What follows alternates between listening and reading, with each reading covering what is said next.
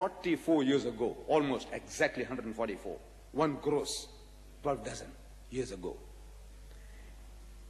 8th of May, Friday, 8th of May, 1840, 1840. 8th of May, Friday, 1840. An Anglican Christian in England by the name of Thomas Carlyle, described as one of the greatest thinkers of the past century, Thomas Carlyle. He wrote a book called Heroes and Hero Worship. It was a textbook for metric students some years ago. I don't know whether they still prescribe that. Beautiful literature. So he wrote a book on heroes and hero worship. And he chose our Nabi Kareem sallallahu alayhi wasallam as his hero prophet. Not Moses, not David, not Solomon, not Jesus, but Muhammad sallallahu alayhi wasallam as his hero prophet. And he explains to his Anglican audience, because at that time in history, it was a sacrilege to say anything good about the Prophet of Islam. It was the worst crime, worst blasphemy any Christian can do is to say anything good about the Holy Prophet Muhammad.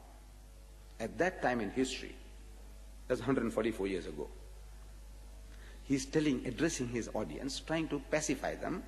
He says, as there is no danger now of any of us ever becoming Mohammedans, there's no danger. He's got no fear that anybody might become Mohammedans. This is the term he used, you see. Mohammedans, I mean to say all the good things about him that I justly can, because there's no fear that any of you will become Mohammedans, who his Anglican audience. Because as he says, Thomas Carlyle, that the people were trained to hate the man Muhammad and his religion. They were trained like dogs are trained in South Africa to hate black men. They are trained. There's a system of training. You can train dogs to hate all black people. You don't know. So the Christian world was trained to hate the man Muhammad and his religion. So now he's making a start, making a breakthrough. So he has to appease them. So look, don't worry. I know nobody will be converted to Mohammedanism. Of course, there is no such thing as a Mohammedan. You know that. And there is no such thing as Mohammedanism. These are misnomers.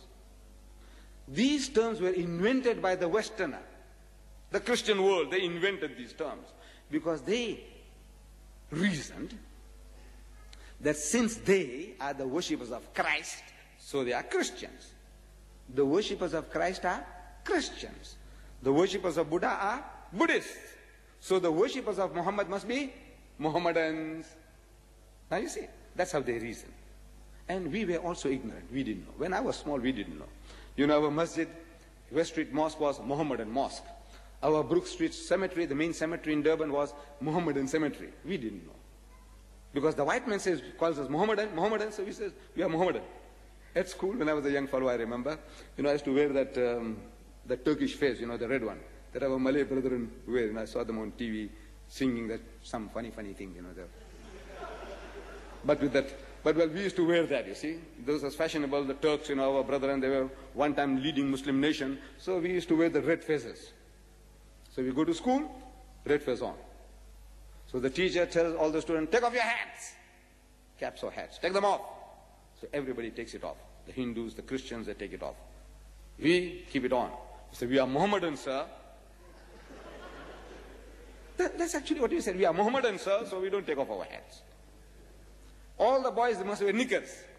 We wear long pants. Why? Because we are Mohammedans, sir. We didn't know. Wallah, we didn't. Now we know better. Alhamdulillah. But this poor man, in 1840, he says, no fear, anybody becoming Mohammedans, so he wants to do justice to this man.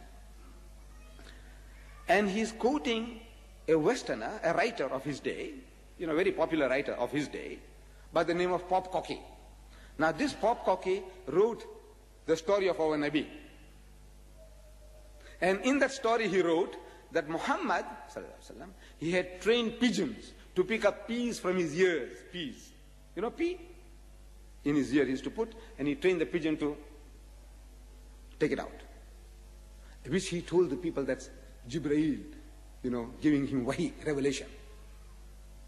This khabis, that khabis, That's what he wrote in his book.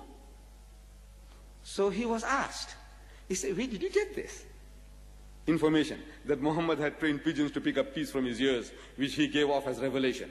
He said, no, nowhere. But he said, look, after all, you must have some authority for making statements. He said, no, I just felt like writing it. This is how they were trained to hate the man Muhammad and his religion, as dogs are trained to hate black men. So this Thomas Carlyle, speaking about our Nabi Kareem Sallallahu Alaihi Wasallam, beautiful words he writes. He says about our Nabi, a poor, hard, toiling, ill-provided man, careless of what vulgar men toil for. He's not worried about things that vulgar men toil for. Not a bad man, I should say. Something better in him than hunger of any sort, or these wild Arab men fighting and jostling 23 years at his hand, in close contact with him always, would not have reverenced him so. They were wild men. These Arabs, they were wild men, bursting ever and anon into quarrel, into all kinds of fierce sincerity. Without right worth and manhood, no man could have commanded them. Without that quality of sincerity, integrity, manhood, he said no man could have commanded them. They called him prophet, you say. This is why he stood there face to face with them, bare, not enshrined in any mystery, visibly clouting his own clothes, cobbling his own shoes, fighting, counseling, ordering in the midst of them. They must have seen what kind of a man he was. Let him be called what you like. Call him what you like. No emperor with his tiaras was obeyed as this man in a cloak of his own clouting. During 23 years of rough actual trial, I find something of a veritable hero necessary for that of itself. Our Muslim describes it, that Marde Kamil, that perfect man. Allah says, لَقَدْ كَانَ لَكُمْ فِي رَسُولِ اللَّهِ أُسْوَةٌ حَسَنَةٌ. So most certainly in the Apostle of Allah, you have the best exemplar.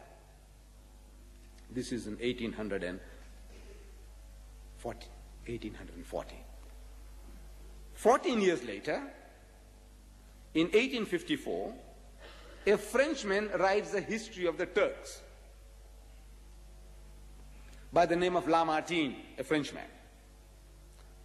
And incidentally, the Turks being Muslim, so he starts speaking about our Nabi. He says something. And he gives us 3 other objective standards. Now this is something great about the Westerner. He's looking for angles which we didn't think before. Jules Masserman, he says now those 3 qualities. This man is talking about other 3 qualities. And his qualities he's giving is, he says, number 1, if greatness of purpose, what the man is out to do. وَمَا أَرْسَلْنَاكَ إِلَّا رَحْمَةً لِلْعَالَمِينَ. Allah says, we have not sent you, but as a mercy unto the whole of mankind, the whole universal man. Alameen, of the worlds. Alam means the world, and Alameen means the worlds, not only physical world, spiritual world, every type of creation. وَمَا أَرْسَلْنَاكَ إِلَّا رَحْمَةً لِلْعَالَمِينَ. That's his purpose in life, as a mercy unto the whole of mankind. Not for Jews, or not for Hindus, or Arya Samaj, he is for the whole of mankind. Alhamdulillah Rabbil Alameen. This is how he starts. All praise is due to Allah, the Lord and Cherisher of the worlds, not of the Arabs, or the Pakistanis, or the Malaysians. No. Alameen. Greatness of purpose, smallness of means. You know how he starts? Before he is born, his father dies. By the time he is 6, his mother dies. His grandfather starts looking after the little infant child, and before long, grandfather dies. Then by the time he's 12, his uncle Abu Talib's goats is looking after. This is the beginning, smallness of means. No political